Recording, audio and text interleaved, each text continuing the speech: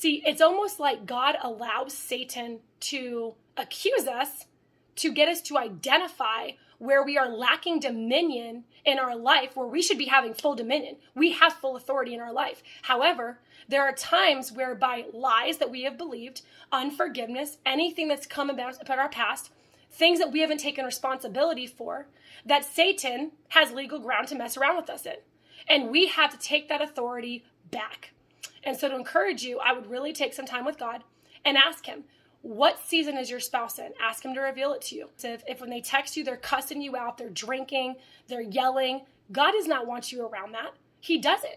That's an indication that he has a blindfold on. That's an indication that his heart is still hardened, and you can pray for him, but you have to release him. And that goes for women. Your wife is being nasty to you and cussing at you. I'm going to be real with you. She is taking you for granted. And the more that you love on her and the more that you buy her things and take care of things, she's going to keep walking all over you. Why? Because if you don't change, if you don't have some kind of boundary, anything goes.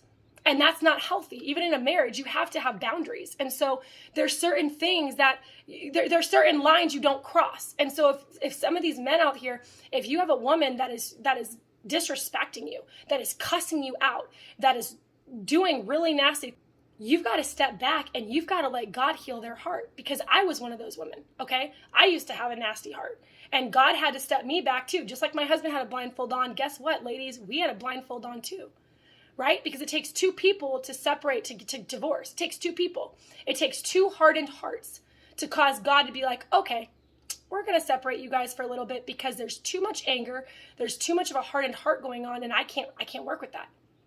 So he has to separate us to go on our own journeys where we learn who we are in Christ.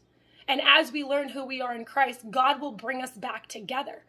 But it's the fact that, are you truly trusting God, and have you surrendered your spouse? Because see, I understand people say, I'm a stander. And hear my heart on this. Standing can become an idol. I've shared this in several videos before, but it's the fact that standing can become an idol. Is it actually helping the marriage with you being in standing groups, or is it hurting it? A lot of groups out there are very condemning in these groups towards their spouses. They're loving, they're kind, but then it's all about what their spouse is doing.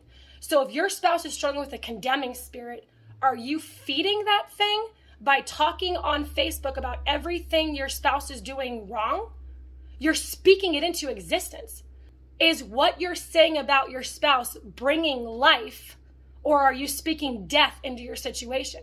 Because if you go on these groups, you're talking to people about, yeah, my husband's just so stuck, and, he's on drugs, and he's on this, and he's on that. You just spoke out. He's on drugs. He's on this. You're speaking this into existence. And so that's where it's like, you guys have to, and hear my heart, because I used to do it. And God really, he shut me down for a while, and he showed me, like, your words have power.